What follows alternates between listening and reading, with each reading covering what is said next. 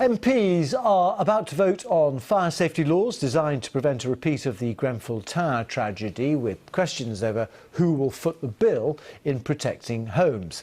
Labour MPs, as well as some Conservatives, are claiming that tenants and leaseholders should not be expected to pay for fire safety improvements, including the removal of cladding. An amendment to the fire safety bill would see the government pay the initial costs before recouping it from developers and cladding companies.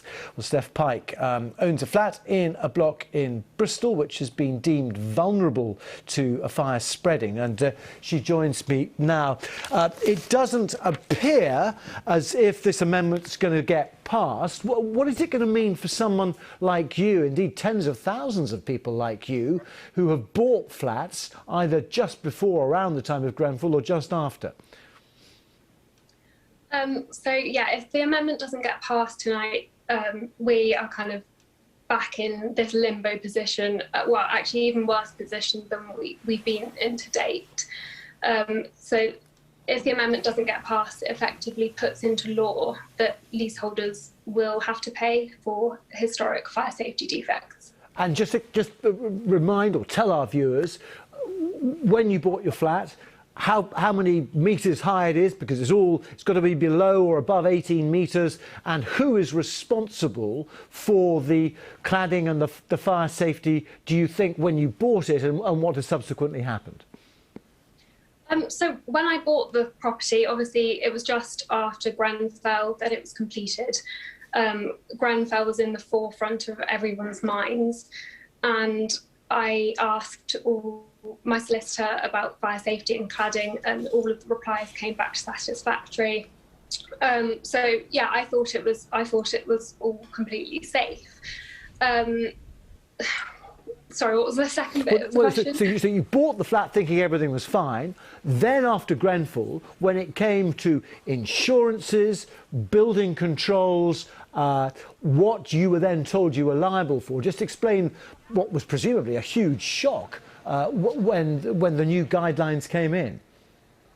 Yeah, so it was a massive shock, because obviously we'd done all the checks, we thought it was absolutely fine, and we found out about a year ago there was some of the bad cladding on the building, and we were told that it was only a very small amount, and that it would cost about £5,000 to replace. And that's per flat or for the whole building? No, just £5,000 to replace all of the bad cladding, but it's actually following a load of different reports and wall inspections, it's come to light that the cladding is only such a small part of the issue. It's missing cavity barriers, fire breaks, flammable insulation, timber balconies.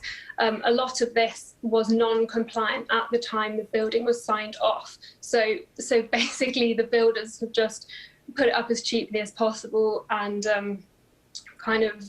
thought they would get away with it, and at the moment they are continuing to get away with it, and this is the case for numerous buildings. But did the building fail?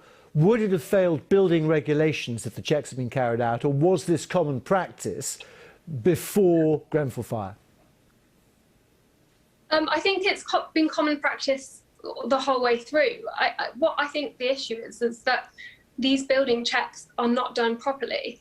I don't know a huge amount about this particular area, but my understanding is that they're often done off plans. They're not actually done. Physical checks aren't actually done. So the person signing it off doesn't actually see what materials have been used in the building, doesn't actually see if fire breaks have been put in.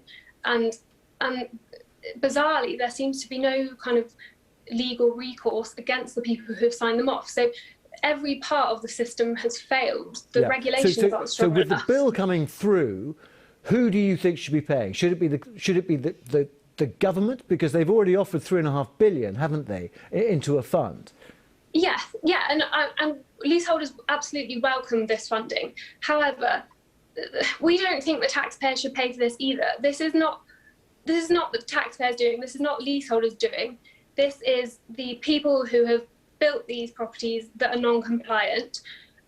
it's the manufacturers of the products, so Kingspan, for instance, who have faked fire tests. Well, hang on a second. Let's just, so we're just talking generally then. Let's just, so basically it is the suppliers and the builders who have not been following the correct guidelines in the run-up to Grenfell.